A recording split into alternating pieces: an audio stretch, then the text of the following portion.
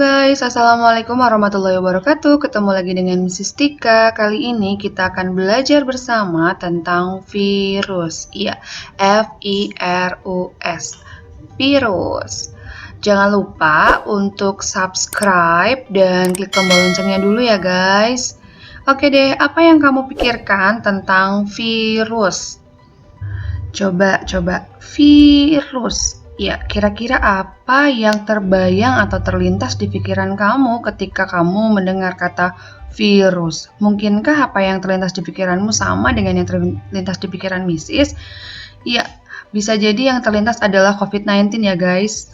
Kenapa sih kita harus stay at home dan belajar dari rumah dengan adanya pandemi COVID-19? Ya, COVID-19 atau coronavirus disease yang ditemukan di Desember 2019 ini merupakan salah satu virus yang sangat mudah menular ya guys. Dan dari sini kita bisa mempelajari beberapa karakter dari virus itu sendiri. Kenapa harus stay at home? Alasannya adalah karena virusnya nggak kelihatan guys. Karena virusnya nggak kelihatan kan kita tuh nggak bisa menghindari dengan mudah gitu ya.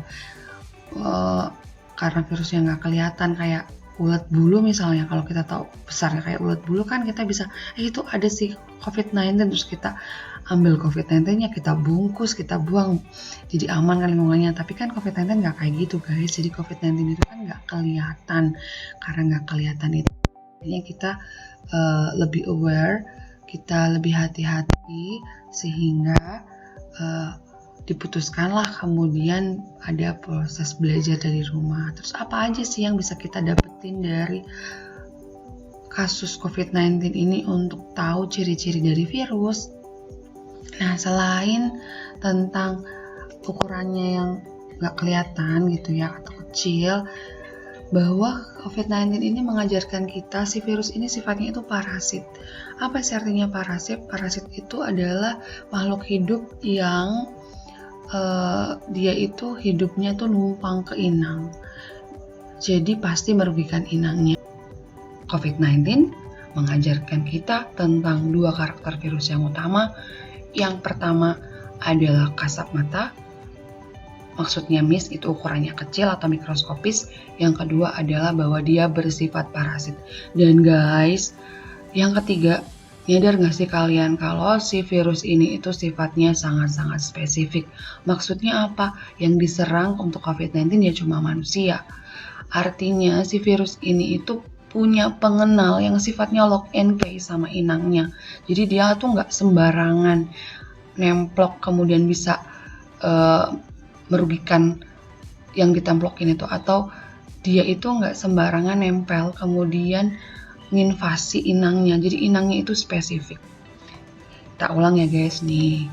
Dari kasus COVID-19 di sekitar kita ada 3 ciri virus. Yang pertama, dari ciri yang kasat mata berarti ukurannya sangat kecil guys. Kemudian dia bersifat parasit karena dia nimbulin penyakit ya guys, dan dia merugikan inang. Yang ketiga adalah inangnya spesifik, menyerang makhluk hidup tertentu, bahkan sel tertentu. Dan next nih guys. Nah, apakah virus itu makhluk hidup? Nih, simak faktanya. Jadi, virus itu tuh nggak sama seperti kucing, seperti tumbuhan, seperti kita manusia. Kenapa? Karena dia itu nggak punya yang namanya ciri bernafas. Dia nggak butuh makan, dia nggak butuh minum, dia juga nggak mengeluarkan zat sisa, dia tidak menanggapi rangsang, tidak mengalami pertumbuhan, tidak mengalami perkembangan, tapi dia bisa berkembang biak. Oke guys, yang perlu digarisbawahi ini hati-hatinya di sini nih. Berkembang biak di sini yang dimaksud itu bukan kemudian perkembangbiakan secara seksual ya guys, tapi memperbanyak diri. Dengan catatan, virus itu memperbanyak dirinya pun itu butuh inang, butuh tumpangan. Ya, oke. Ibu ulang sekali lagi. Jadi apakah virus makhluk hidup? Kamu udah lihat nih ciri hidupnya itu cuma satu, yaitu bisa berkembang biak dalam tanda kutip, memperbanyak diri di tubuh inangnya. Karena itu banyak yang kemudian beranggapan bahwa si virus ini adalah makhluk peralihan. Kenapa dikatakan makhluk peralihan? Ya tadi itu, ciri hidupnya cuma satu guys, yaitu bisa berkembang biak, tanda kutip memperbanyak dirinya, dan itu pun di sel inang ya guys. Nah, supaya kita lebih paham tentang karakter dari virus, kita awali dulu nih dari bagaimana si virus ini ditemukan. Ini dimulai dari penemuan mikroskopnya Anthony van Leeuwenhoek ya, tapi bukan berarti tuh virusnya kelihatan di mikroskop ini ya, enggak, please jangan skip video ini, jadi tonton sampai akhir jadi kamu enggak. Mrs. berusaha merangkai informasinya supaya kamu tuh bener-bener paham, jadi jangan di skip. Kita start dari penemuan mikroskop oleh Anthony van Leeuwenhoek atau mikroskop Leeuwenhoek yang bentuknya kayak gambar yang Mrs. taruh di sini nih. Jadi dengan penemuan mikroskopnya Leeuwenhoek ini membuat orang-orang tuh tahu ada yang namanya bakteri ya, ada yang namanya bakteri. Kamu mesti sudah sering dengar tentang bakteri itu ya. Kemudian segala macam penyakit itu dulu itu sering dianggap dengan dampak dari infeksi bakteri. Jadi anggapan tentang bakteri ini sebagai sumber penyakit itu terus berkembang, bahkan ketika mewabah penyakit tembakau di akhir abad ke-18, itu tuh yang diduga-duga sebagai penyebabnya juga bakteri guys. Pada masa itu penelitian tentang penyakit yang mewabah di tembakau ini penting, alasannya adalah karena si tembakau sendiri jadi komoditas ekonomi yang punya nilai yang tinggi di Eropa. Jadi kalau mereka kepingin ekonomi mereka itu tidak terganggu, wabah yang menyerang si tembakau ini harus segera ditemukan penyebabnya. Nah, penelitian yang terkenal pada masa itu adalah dimulai dari penelitiannya si Adolf Meyer. Adolf Meyer ini kemudian memberi nama pada penyakitnya dengan sebutan tobacco mosaic disease. Nah, kamu bisa lihat nih di daunnya itu ada bercak-bercaknya dan ini tuh menghambat pertumbuhan dari si tembakaunya. Ya, Meyer itu menemukan bahwa getah dari tembakau yang sakit itu bisa menularkan penyakit ke tembakau yang sehat. Jadi dia ambil getahnya, terus dia semprotin ke tanaman yang sehat dan tanaman itu jadi sakit. Dia pun akhirnya menyimpulkan nih guys, bahwa penyebab dari penyakit mozaik adalah bakteri. Pada masa itu semua hal yang berhubungan sama penyakit itu dianggapnya itu disebabkan sama bakteri. Nah, apakah kemudian hasil dari penelitian Adolf Meyer itu bertahan? Ya, tentunya yang namanya ilmu pengetahuan itu kan terus berkembang. Terlebih lagi teknologi juga terus berkembang juga. Kenapa?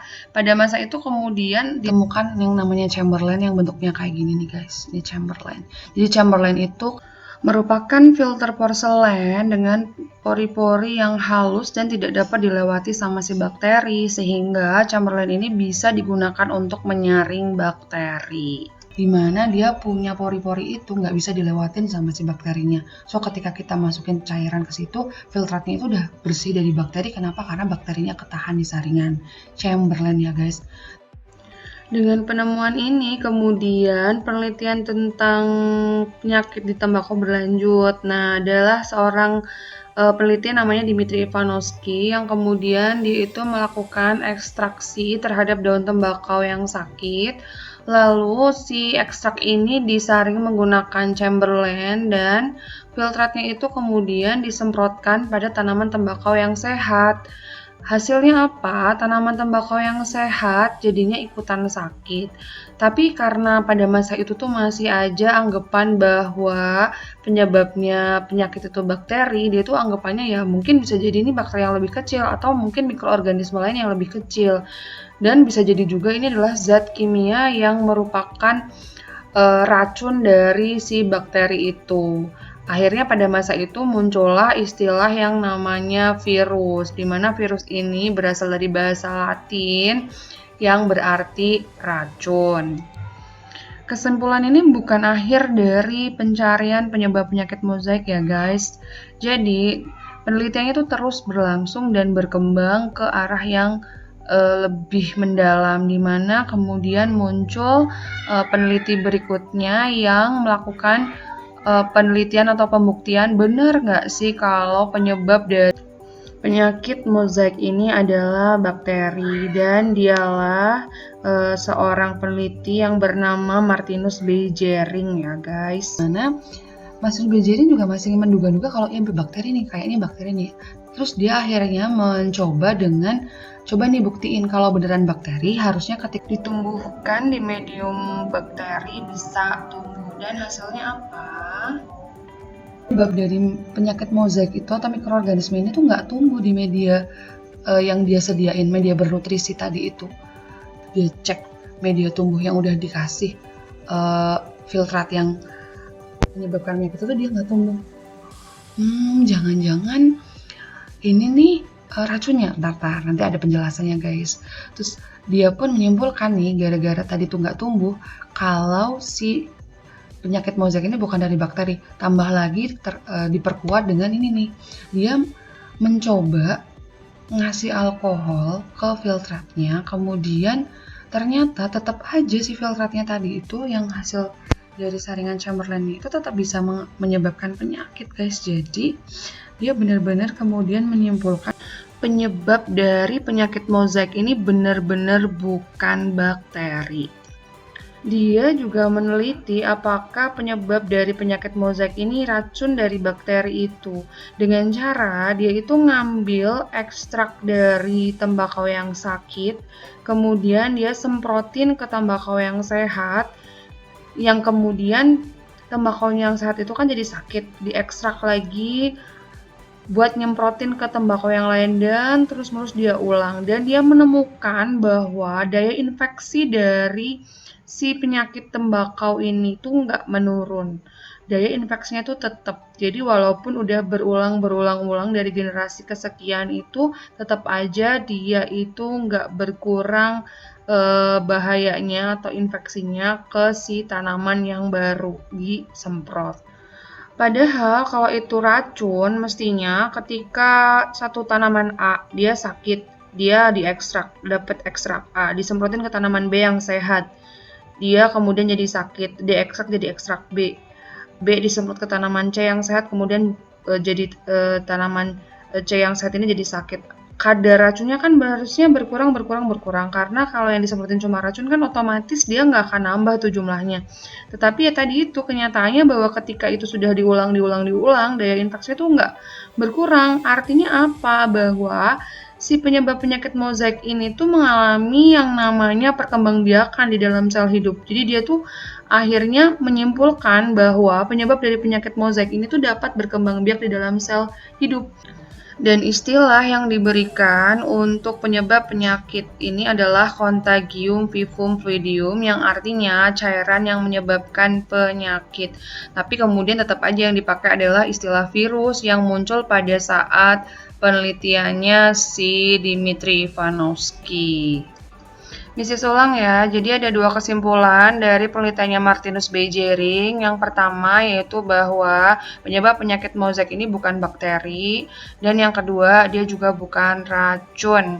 Kemudian muncullah istilah Contagium vivum fluidium atau cairan yang menyebabkan penyakit. Tetapi anggapan tentang ini cairan atau bukan itu kemudian tergugurkan ketika penemuan mikroskop elektron di tahun 1930, di mana mikroskop elektron ini tuh punya kemampuan melihat hingga nanometer, dan dengan mikroskop elektron ini penelitian-penelitian yang terkait dengan mikroorganisme itu semakin mendalam ya guys, semakin mendalam.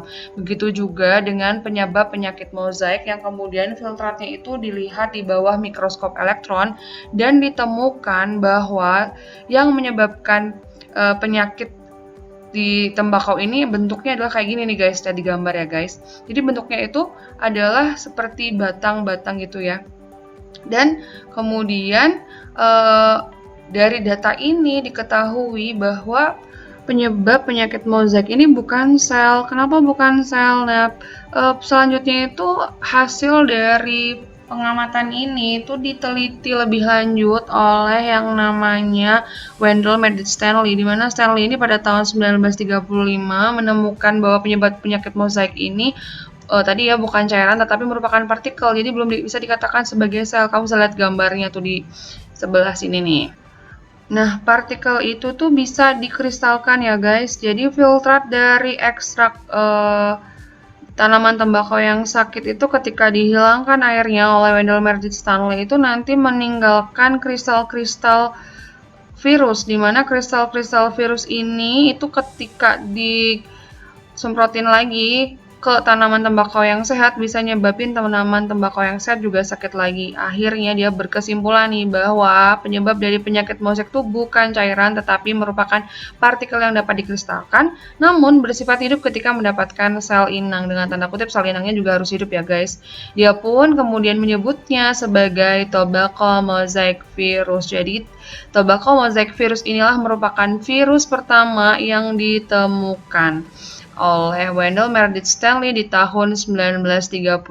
Oke guys, kita jadi bisa nih nyebutin beberapa ciri-ciri dari virus itu sendiri. Nah, ciri-ciri virus yang pertama adalah ukurannya yang lebih kecil dari bakteri.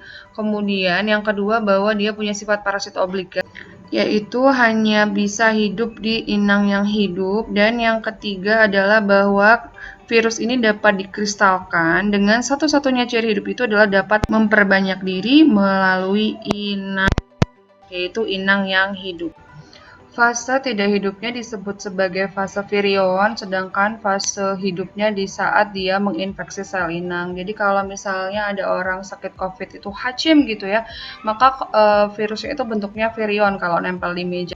Tapi kalau kemudian ada orang yang nyentuh mejanya dan kemudian megang hidung, dapetin tuh si virus sel inang, makanya pindah ke fase hidup. Itu sifatnya aseluler, dia jadi masih berupa partikel. Nah, untuk tahu lebih lanjut yuk kita lihat struktur dari si virus itu sendiri kayak apa. Ya, diulang ya. Virus itu aseluler, yaitu berupa partikel. Yuk kita pelajari strukturnya. Nah, kita coba dengan coronavirus ya, kita coba. Jadi dari strukturnya virus corona ini kita bisa lihat bahwa dia punya beberapa bagian. Bagian yang terluar ini adalah bagian sampul. Kemudian bagian sampul ini khas dengan adanya protein spike. Ini adalah protein pengenal yang sifatnya lock and key. Jadi dia nanti akan nempel di reseptornya inang. Kemudian dia juga punya bagian yang namanya materi genetik, di mana kalau virus COVID-19 itu dia materi genetiknya itu RNA. Dan perlu kalian ketahui bahwa kalau yang ada di virus itu materi genetiknya itu cuma salah satu, jadi bisa RNA, bisa juga DNA aja. Oke guys, kita lanjutkan. Bagian-bagian dari partikel virus itu ada bagian luar sama bagian dalam. Bagian luarnya itu ada dua, yaitu ada kapsid sama ada sampul. Jadi kalau kapsid itu nanti ada di bagian lebih dalam dari sampul. Sampul itu bagian terluar, biasanya dipakai untuk melindungi si virusnya sekaligus untuk mengenali inang, sedangkan bagian kapsid ini untuk pelindung dari si asam nukleatnya. Dan di bagian dalam ada asam nukleatnya, yaitu pembawa materi genetiknya, pembawa informasi genetiknya, bisa bentuknya DNA, bisa RNA. Dan di beberapa virus ada enzim-enzim.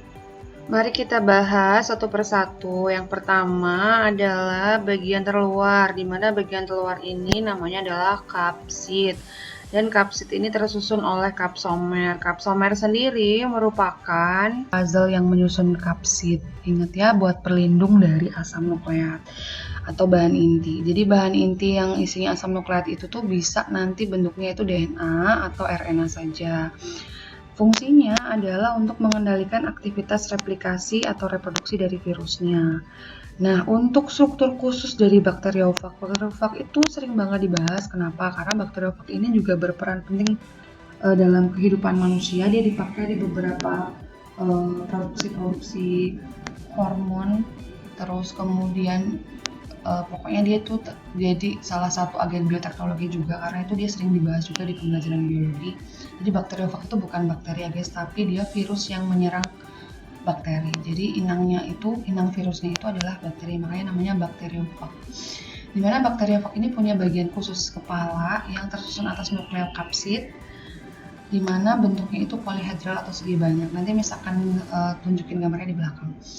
Di dalamnya itu ada asam nukleat dan di bagian luar tersusun kapsid, sama ya tadi ya. Jadi intinya ada dua bagian, luar itu kapsid, dalam itu asam nukleat. Dan beberapa virus tadi punya selubung virus yang namanya envelope. Selubung virus itu lebih enak disebut sampul sih, sampul yang namanya envelope.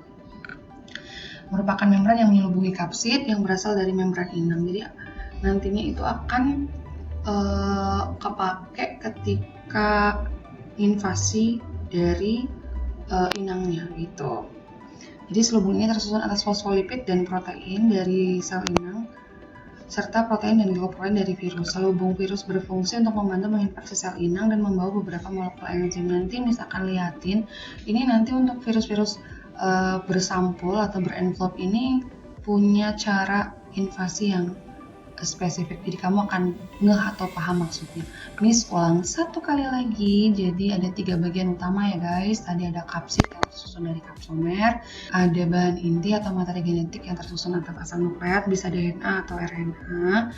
Di bakteriofag kepalanya bentuknya polihedral, sama ada kapsid sama asam nukleat. Ada sampul atau envelope-nya yang terbuat dari membran dari inangnya juga pada saat invasi atau infeksi. Nah, apakah semua virus bentuknya bulat? Apakah semua virus bentuknya bulat? Kira-kira enggak ya guys. Jadi virus itu macam-macam. Ada yang bentuknya helikal kayak tobacco mosaic virus. Ada yang bentuknya T kayak tadi bakteriofag ini yang Miss tadi bilang ya, ada bakteriofag ya. Ini yang menyerang bakteri nih guys, bakteriofag bentuknya T, bentuknya kompleks. Ada yang bentuknya spherical tuh lebih ke arah bulat. Terus ada yang bentuknya polyhedral. Yuk kita bahas satu persatu dari masing-masing virus-virus ini, dari yang bersampul ataupun yang tidak bersampul. Yang pertama akan kita bahas adalah tobacco mosaic virus. Dia punya 2 bagian utama. Yang di sini diberi keterangannya 3. Pertama itu materi genetik, terus kedua itu ada kapsomer yang membentuk kapsid. Yang berikutnya adalah bakteriofag, dia juga termasuk virus yang tidak bersampul. Kita mulai dari bagian kepala. 3 ini adalah materi genetik, terus nomor 4 itu adalah kapsidnya, ini kepalanya ya, ada kapsid sama materi genetiknya. Kemudian dia punya bagian leher dan bagian ekor, ini namanya selubung ekor yang bernomor 6. Dia juga dilengkapi dengan penusuk yang ada di lempeng dasar dan serabut ekor. Nah, bagian serabut ekor inilah yang kemudian dipakai sama si virus untuk nempel di inangnya. Ya, berikutnya ada adenovirus. Dia adalah virus yang nggak bersampul, tapi punya pengenal dan dilindungi sama kapsid. Terus di dalamnya ada materi genetik. Nah, terakhir kita bahas tentang virus bersampul. Ini ada retrovirus atau penyebab dari HIV. Ada spike-nya di sampul atau ada protein spike, terus kemudian dia punya kapsid ini yang warnanya biru, dan dia juga punya kapsidnya yang warna kuning ya guys, kapsidnya yang warna kuning, terus dia juga punya materi genetik di dalamnya. Itu guys bentuk-bentuk dari virus: helikal, kompleks, spherical, polyhedral. Dan bagaimana cara virus memperbanyak diri? Kita lihat dulu tuh gimana dia masuk nih. Jadi ini untuk virus-virus yang bersampul ya guys, bisa dilihat, ini salah satu video yang Creative Commons, jadi Miss berani upload di sini. Nah, ini bagaimana virus dengue atau virus yang menyebabkan demam berdarah bisa masuk ke dalam sel darah merah ya. Dan virus dengue ini adalah salah satu contoh virus yang bersampul. Kita lihat. Nah, ini adalah mekanisme masuknya dia masuk ke dalam sel melalui endositosit. Jadi ada semacam proses menelan virusnya dari si selnya, sehingga si sel itu akan membentuk selubung bagi si virusnya. Aslinya tuh biasanya kayak gini nih, endositosit itu supaya si benda asing itu tuh bisa bahasanya tuh dicerna sama si selnya. Tetapi virus itu kan dia khas, dia punya sampul, dimana sampulnya tadi tuh, lihat tuh guys, spike-spike-nya tadi tuh bisa bekerja sehingga dia itu bisa membuka si kapsul yang untuk dia ngeluarin DNA-nya secara aman. Jadi kalau kayak bakteri atau mungkin ada mikroorganisme lain yang masuk ke dalam tubuh, dia itu aslinya itu hancur ketika di endositosit. Tapi kalau si virus ini tuh dia nggak hancur, dia malahan dengan adanya endositosit itu tuh dia bisa beraksi melindungi dirinya dan dia bisa ngelepasin tuh tadi tuh ngelepasin DNA-nya gitu aja ke dalam tubuhnya si inang, dan dengan seperti itu kemudian dia bisa melakukan kudeta ya terhadap si sel inangnya. Apa sih maksudnya kudeta? Nanti lebih jelas ketika kita bahas bakteriofag ya. Oke, kita next nih. Nah, apa yang terjadi setelah nanti si DNA-nya itu berhasil atau materi genetiknya itu berhasil masuk ke dalam tubuhnya si inang dan di dalam selnya si inang. Nah, kita akan lihat di video penjelasan tentang siklus hidupnya coronavirus nih guys. Jadi coronavirus itu juga kan termasuk contoh virus yang bersampul ya guys. Ini dia punya spike yang dia pakai tuh untuk ngenalin sel-sel di saluran pernafasan kita nih guys. Jadi dia tuh yang akan nempel di saluran pernafasan kita setelah di endositosit ya guys. Jadi setelah di endositosit, dan dia punya RNA, dia juga dilindungi sama kapsid ya. Nantinya akan ngebantu dia untuk bisa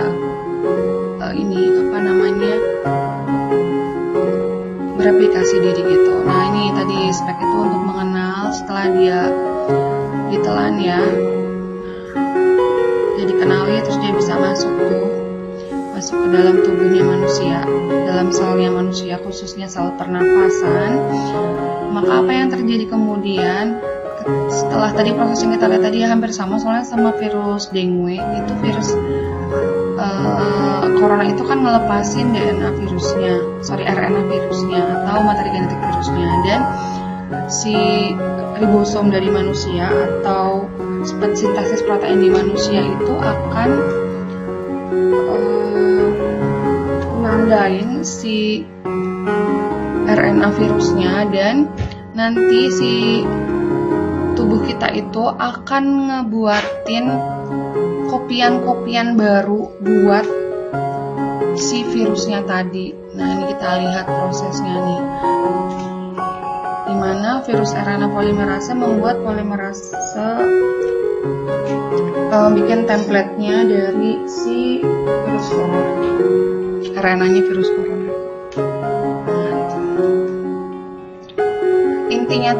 Intinya dari video ini tuh gini.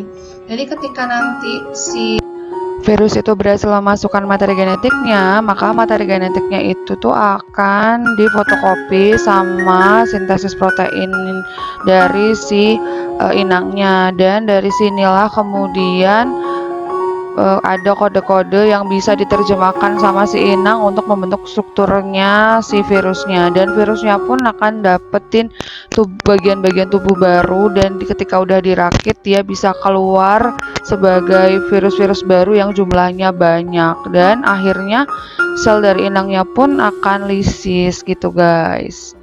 Serem ya guys ya, jadi dia masuk ngudeta terus dia ngehancurin dari si inangnya. Terus kalau di bakteriofag tuh kayak apa? Nah, kalau di bakteriofag nih videonya ada juga. Nah ini ya guys, jadi si bakteriofagnya itu nempel di bakteri. Coba perhatikan, jadi serabut ekornya itu yang membuat dia bisa nempel. Kemudian setelah dia nempel, dia menusukkan jarum penusuknya, dan apa yang terjadi selanjutnya adalah dia menyuntikkan dari materi genetiknya ke dalam bakterinya.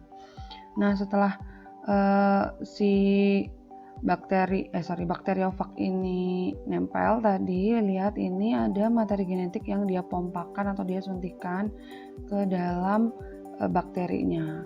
Yuk kita tonton nih, 1, 2, 3 thread, masuk. Nah, materi genetiknya itu masuk. Nah, setelah materi genetiknya masuk, sama tadi mengambil alih dari aktivitas DNA dari inang, membuat si DNA inang tuh lebih sibuk ngehasilin bagian-bagian dari virusnya, dan pada akhirnya si virus ini bisa melisiskan bakteri inangnya. Ini gambar aslinya tuh ketika dimasukin DNA. Kemudian setelah dimasukin DNA, tubuhnya bakteri akan ngebentuk tubuh dari virus-virus baru, yang pada akhirnya virus-virus baru ini akan menghancurkan dari si sel bakterinya setelah dia jadi virus-virus matang ya guys. Jadi ini dihancurin, lihat nih. Nah tuh udah lepas. Gitu deh. Tapi kalau si bakterinya tuh punya daya tahan tubuh yang baik, maka walaupun si virusnya itu udah adsorpsi, udah nempel, udah masukin DNA-nya, tapi dia nggak bisa mengkudeta. Dia hanya akan bisa membentuk fag atau gabungan DNA dari DNA-nya dengan DNA bakteri, yang nanti ketika si bakterinya bakterinya bereproduksi akan diturunkan ke anakannya juga. Nah, berikut ini penjelasan dengan video yang lain, di mana ada dua macam daur hidup dari si virus, yaitu yang pertama ada daur litik yang akan digambarkan di sebelah kiri dan daur lisogenik yang akan digambarkan di sebelah kanan. Nah, kita akan mulai tentang dua macam dari daur hidup si virusnya ini, tentang daur litiknya. Nanti kita bisa tahu apa perbedaan dari si daur litik sama daur lisogenik. Yuk kita lihat sama-sama apa bedanya daur litik sama daur lisogenik. Nah, ketika virus itu udah nempel di bakteri, kita lihat dulu. Nah, ini nempel di bakteri, dia akan menyuntikkan DNA-nya. Jadi adsorpsi, nempel, injeksi, menyuntikkan. Nah, setelah menyuntikkan itu, dia akan mengkudeta dari si bakterinya dan menghasilkan virus-virus baru. Jadi endingnya itu lisis ya guys. Beda dengan fase lisogenik, dimana ketika di fase lisogenik itu setelah dia nyuntikin DNA-nya itu nggak bisa mengkudeta, dia hanya bisa ngegabung, lihat di bagian yang merah ini, ngegabung ke DNA-nya. Tapi ketika nanti daya tahan dari si virus, dari si bakterinya itu menurun, maka dia bisa beralih untuk masuk ke daur litik itu. Jadi kalau daur lisogenik itu bisa switch jadi daur litik.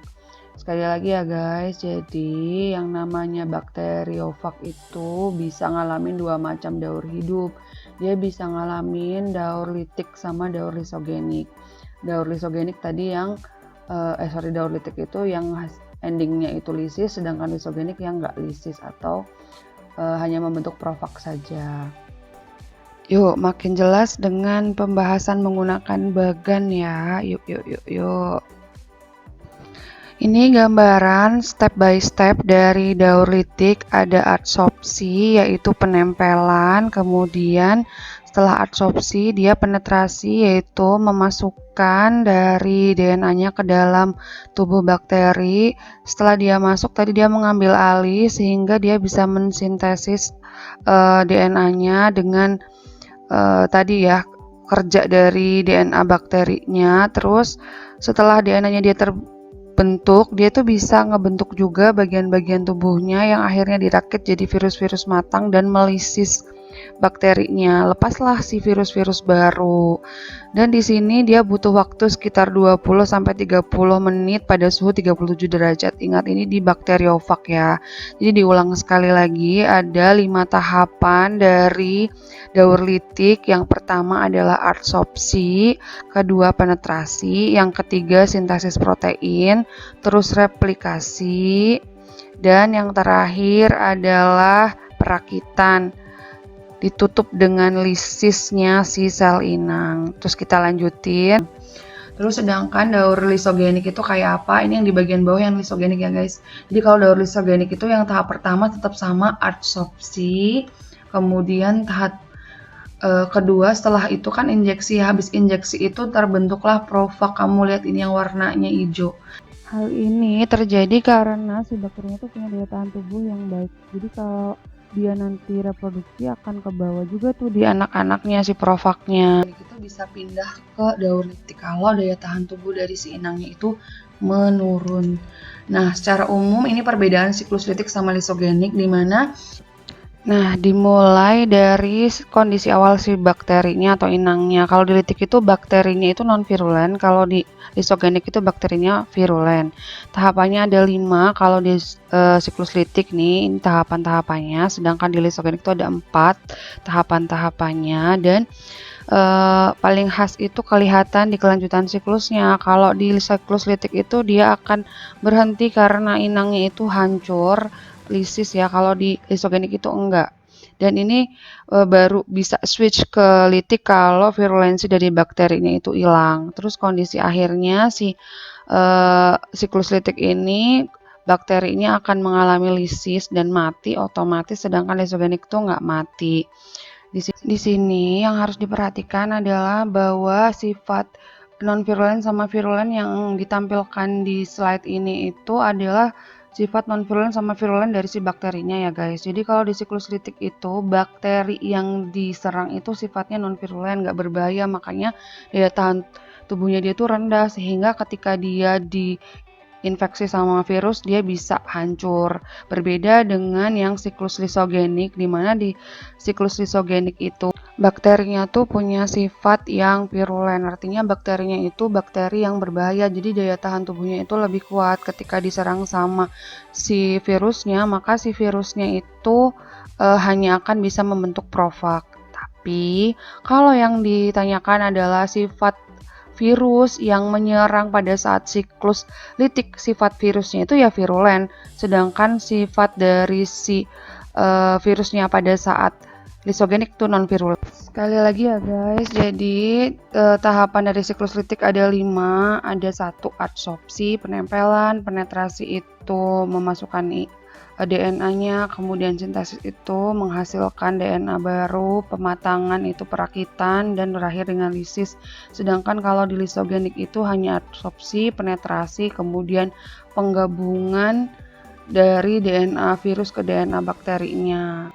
Oke deh guys, sampai di sini dulu penjelasannya Mrs. Tika. Silahkan kalian bisa searching tentang peran-peran dari si virus ini di Google atau di YouTube, itu udah banyak banget. Semoga apa yang sudah Mrs. sampaikan bisa bermanfaat buat kalian untuk bisa lebih memahami tentang virus. Dan sekali lagi Mrs. minta tolong jangan lupa klik subscribe dan tekan tombol loncengnya. Sampai ketemu di video selanjutnya. Assalamualaikum.